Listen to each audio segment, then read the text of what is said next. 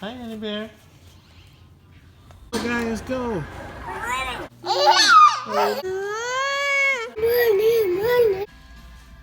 Braylon, look at me. Oh. Braylon, what are you doing? Braylon. Braylon. Braylon. Braylon. Braylon.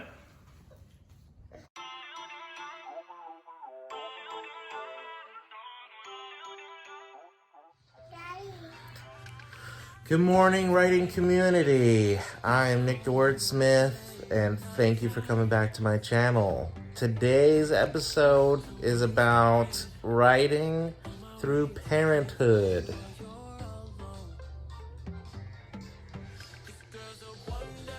First thing you gotta do if you're gonna be a parent and be a writer, you have to work through the sleep schedule. Now, it may not seem that you're getting very much, but I'm talking about their sleep schedule. This one takes a nap in the midday for anywhere between 1 and 3 hours. I can get a lot of writing done in that amount of time.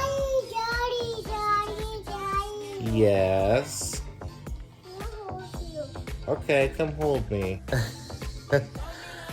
So then the next thing is their bedtime at night. She goes to bed at 8:30. That gives me till 10 to 11:30 before I'm too tired. And then I could get an extra, a total of 6 hours done during the day. Now, maybe your baby wakes up a lot during the night. That's gonna happen whether or not you're doing your writing. So it's up to you on how you want to allocate that time.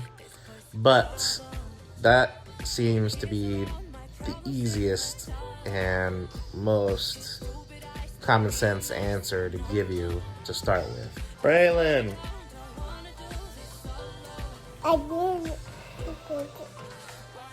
What are you doing? Oh. If you haven't guessed by now, this video is going to be a bit informal. What are you doing? The next thing, number 2 on the list, entertainment. Movies. If your kids are anything like mine, you're going to be watching Frozen a lot. It definitely helps with hyperactivity. The third thing you got to get in on is food. I know these are starting to feel like common sense things to keep little humans alive in the first place, but it's the strategy.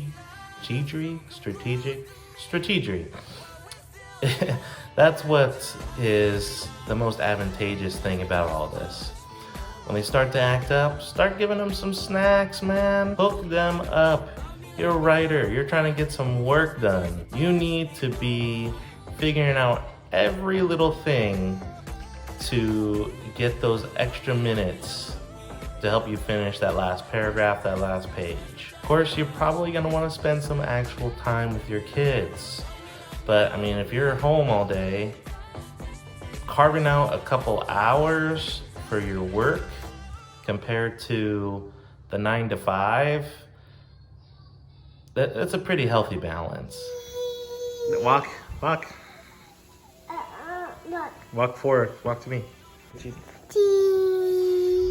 My favorite part about this whole process is clearing your head. Take some time to do it. Drive around the block or anything like that, and you'll be surprised how not annoyed you are with your kids. It's crazy. I mean, maybe they'll kick and scream, but eventually they will just nod off. Hi, can I get a number 6, just ketchup and cheese? Alright, this is the last thing I have to say about parenting and writing. It's crazy to think that this cannot be some fuel for your best writing. You're going to be able to describe things that nobody else, without kids can. What are you doing? Being loud. Invite them into your process. Perhaps they're too little to really engage in what storytelling is, and they haven't learned their verbs or even words yet. But the little things will definitely impact their lives. It's going to definitely impact yours in the most positive of ways.